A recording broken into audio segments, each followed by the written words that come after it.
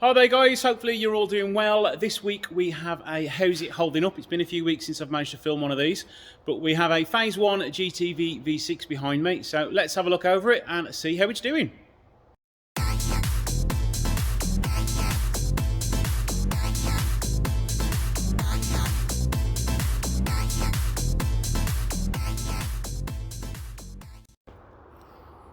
Now what's a little peculiar about this one is it's a Phase 1 on a T-plate. They went from Phase 1 to Phase 2 on S-plate, so we're talking 98 if I'm getting that right. So this must have sat in the dealer for a while unsold before it got registered, so it's quite a rare one actually this. Bodywork, it's the Sargassy green if I'm saying that right. The paintwork is actually quite good for what is essentially a 25-year-old car now. Upgraded alloy wheels, I think they're the off an Alfa 156 they are, so he's got spacers fitted on them to get them to the right distance. Darkened indicators, we've still got the black side skirts on there showing that it's a Phase 1. Added cloverleaf badge. Bodywork seems okay this side, I can see a few little touch-ups and a few little car park dinks. Added boot lip spoiler. Now, I don't know what to think about that. That's like an eBay special, that is. It's like a universal spoiler just cut to the right size. It looks okay. I wouldn't say it's unattractive to the eye. I've seen worse spoilers on GTVs. We've got a little crack in the rear light there, which is starting to see more and more. A little bit of moisture getting in there. Rear badge is starting to fade ever such a little bit. It's got a huge tailpipe on the end there, that's quite massive.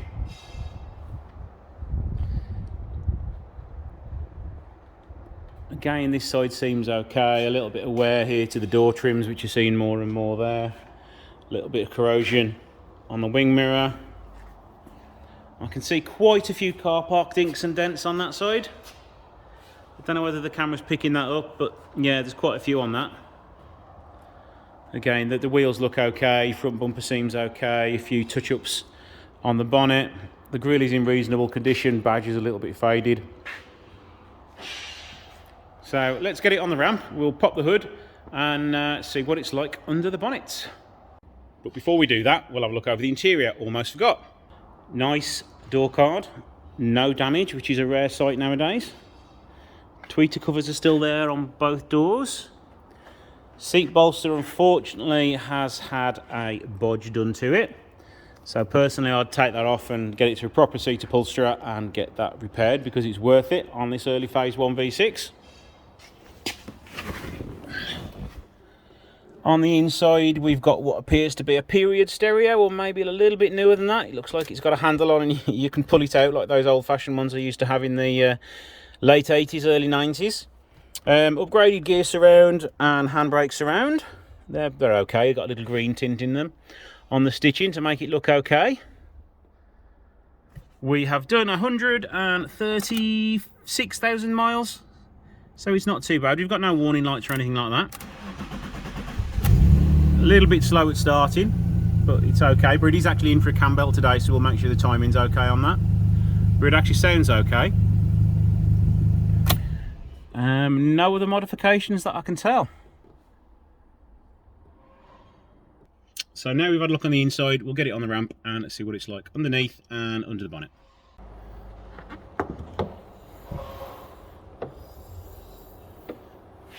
So, under the bonnet we have a horrible cone air filter. I absolutely hate these with a passion.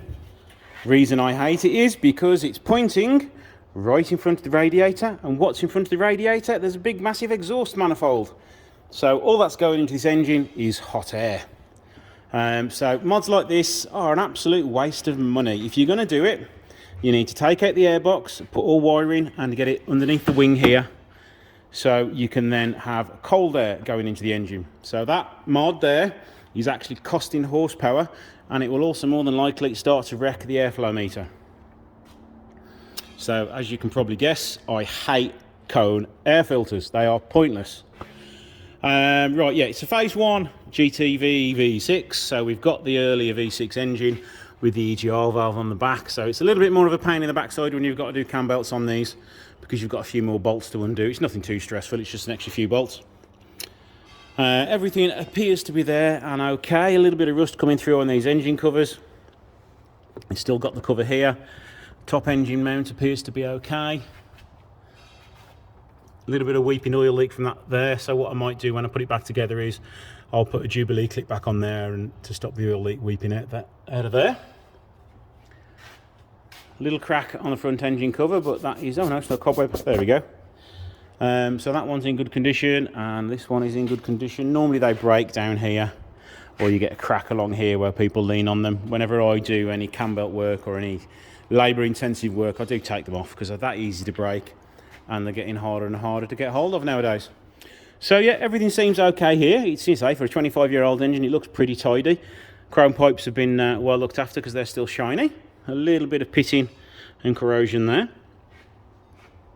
Let's get it up a little higher now and check out the suspension and other stuff underneath the wheel arches.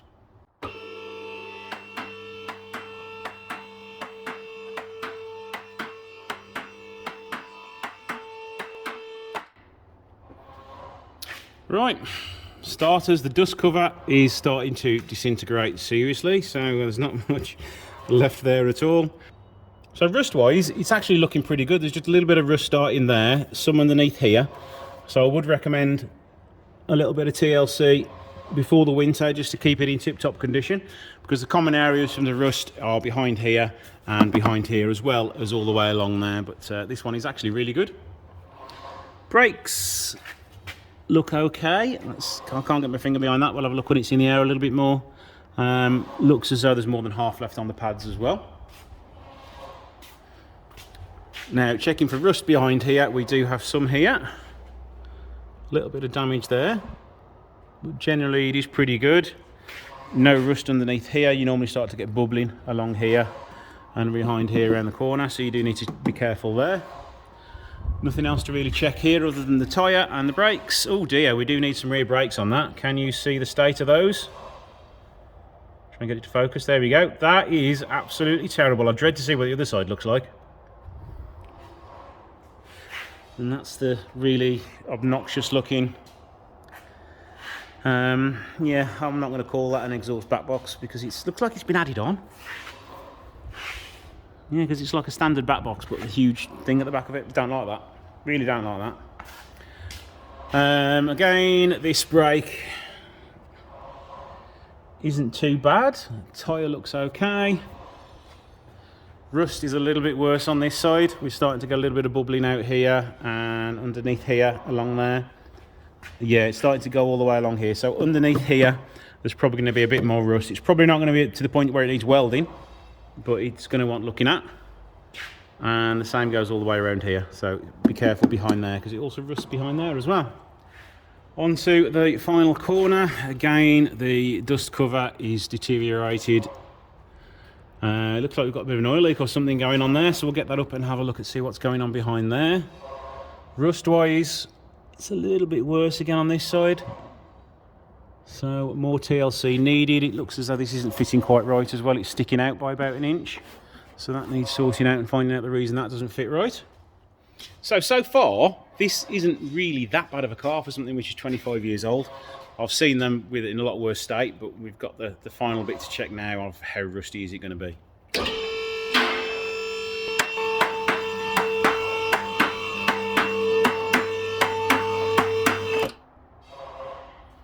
Right, initial thoughts, it's not too bad. I've not seen any holes anywhere just yet.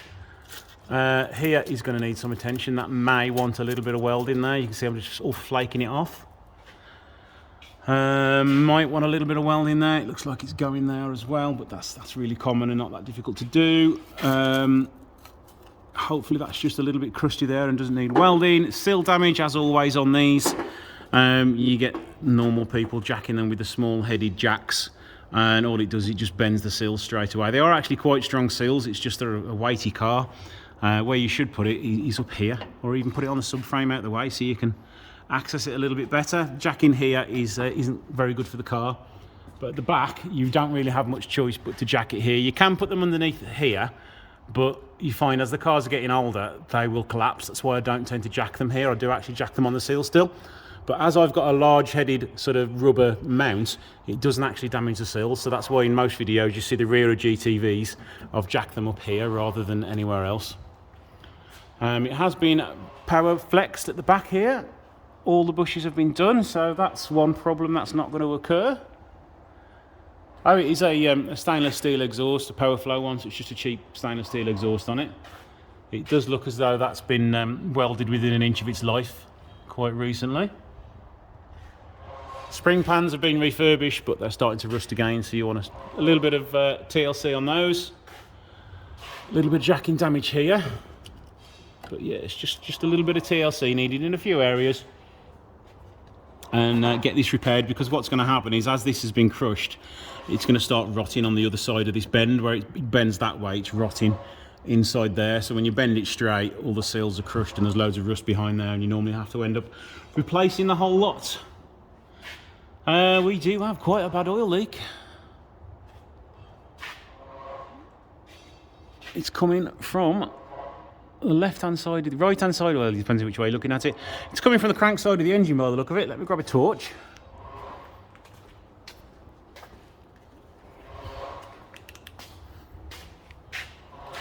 So it's coming right the way back to here, so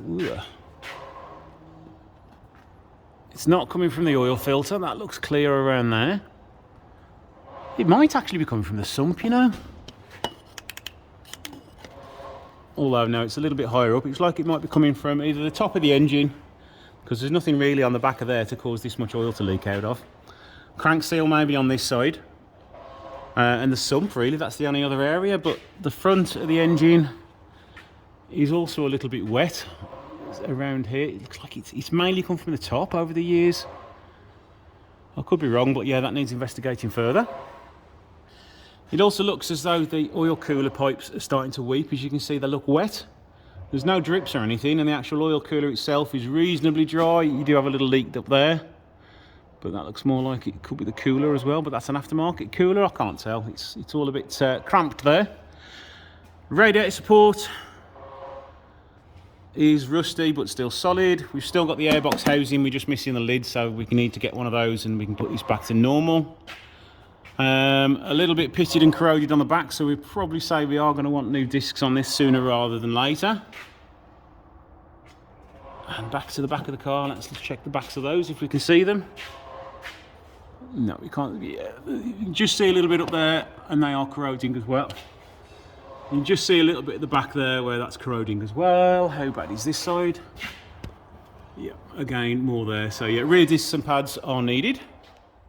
So overall, it's not actually a bad GTV. We're doing the cam belt on it today, so we should be able to sort some of the oil leaks out. Whether that is the cause of them, we don't know, but we'll see it once we strip the engine down. It needs rear disc and pads badly. Front disc and pads will want sooner rather than later, and sort out these oil leaks. And that's about it. Really, it's a pretty good car. It shouldn't need much welding, just needs a little bit of TLC more than anything. And overall, it's a pretty good GTV. So thank you guys for watching. Don't forget, I've got the channel membership, I've got Patreon, I've got Facebook pages. I'm also on Twitter, and I'm on Instagram, that's what you call it. Yeah, so don't forget to like, share and subscribe, and I shall see you in the next video.